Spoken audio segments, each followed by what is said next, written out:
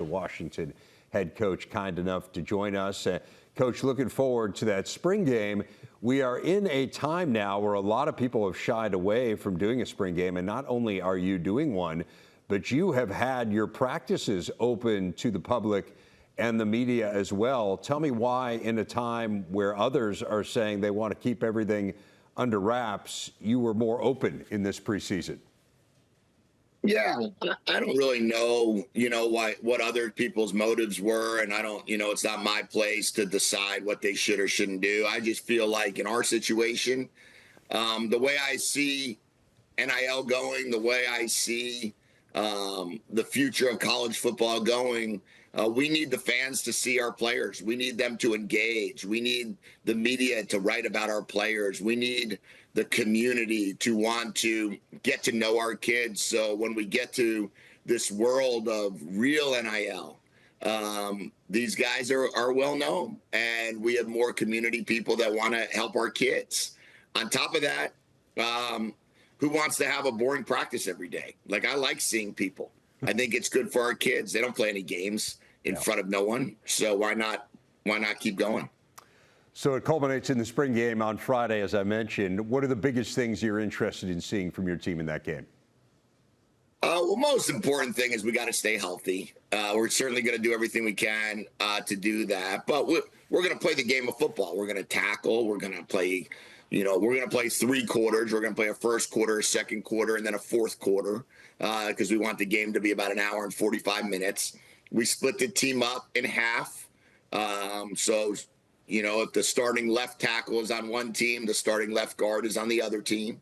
We have it split in ways that our coaches are split in half, our building split in half. Winners are going to have fillets and salmon and shrimp, and losers are going to have beans and rice. There's going to be some competition involved. And I just want to see our kids go out there and perform.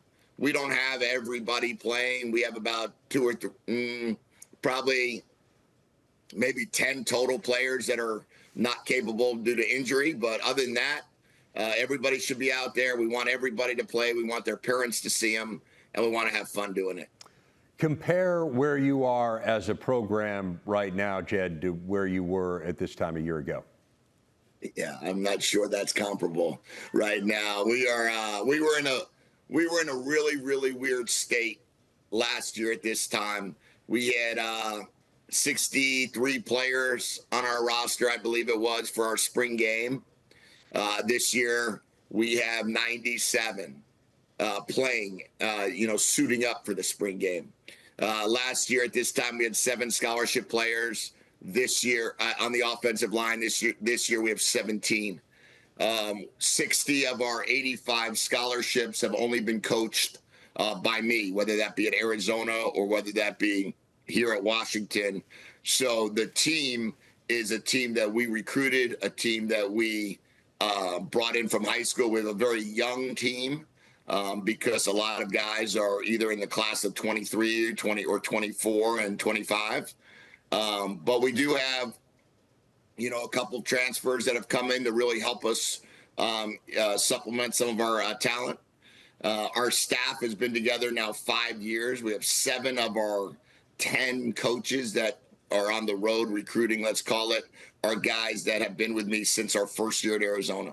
So plus our strength coach, plus our nutritionist, plus our director of ops. So when you add that together, there's a lot more consistency, a lot more balance than we had a year ago when we were just trying to put it all together. You had experience already as an assistant in the Big Ten, but this was your first year as a head coach in the conference last year, and obviously it was Washington's first year in the league as well. Was there anything that you learned about the Big Ten that you think might alter your approach in any way, or that you can carry forward into these subsequent years? Yeah, well, when it comes to recruiting, if you don't recruit big, you're not going to have a chance to win in the Big Ten. If you're not capable of running the football, you're not going to have a chance to really compete in the Big Ten. And if you're not capable of stopping the run.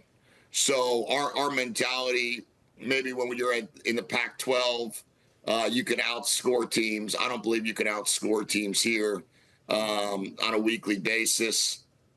You got to be smart on how you call plays. You got to be smart in terms of how you get your players physically ready to handle the travel. There's a lot of travel involved in the Big Ten that is new to everybody. I mean, these kids are still balancing going to class, and yet they're flying across the country. We played at Rutgers, at Indiana, and at Iowa, and at Penn State last year. So those are 3 teams on the Eastern time zone, 1 in the Central, and 2 of those games were at 9 a.m. body time. So there's a complete difference overhaul in terms of how you handle that. We have to really look, and we did a deep dive this offseason on what's the best way to handle travel, what's the best plane to go on. And I'm grateful to our administration that they've allowed us to make some changes necessary to put our players in the best possible position so we don't have a 6-0 home record and an 0-6 road record. You had mentioned the continuity of your staff a little bit earlier. You do have a new defensive coordinator in Ryan Walters, and obviously we are very familiar with him his time at Purdue, and then, of course, did an amazing job as the defensive coordinator at Illinois. What made him the right fit for your defense? Well, I think Ryan's probably one of the best defensive coordinators in all of college football, and the fact that he spent his last 4 years in the Big Ten, both as a head coach and as defensive coordinator, just made me say, we got to figure out a way to get this guy. That's the first thing. Secondly, I studied the 4 teams that played in the college football playoffs. And when you look at those teams, when you look at Marcus Freeman, he had Al Golden on his staff. When you look at Ryan Day, he had Chip Kelly on his staff. When you look at James Franklin, he had the former head coach at Indiana on his staff, Tom Allen. Yep. When you start seeing that and you start seeing what programs are doing, you realize that it's really important to have somebody that was a head coach, and to be able to then have that here was critical. We didn't have that in years past, so it was really important this go around that when we were replacing the defensive coordinator, head coach experience was extremely high on my list. Coach, I'd be remiss if I didn't ask you about Damon Williams. You made the switch late last year. Man, he played fabulously in the bowl game. The talent is just oozing out of him. Where have you seen the biggest jump from when we last saw him to where he is now? Yeah, when you look at Damon, you're talking about 14 practices a year ago to a spring game. And now you're talking about a whole spring, a whole summer, a whole season where he played in every game, a season where he started the last 2 games, had a tremendous bowl game, and then he did a lot of great things against Oregon, too. I know the outcome wasn't what any of us wanted, but he did a lot of great things. He learned a ton. And then now you have another offseason, another set of 14 practices. He's so far more advanced than he was when he walked in the door last March. Here, and he wasn't even able to be here for the first 9 weeks of the offseason last year. So his first day with us was the first day of spring ball last year.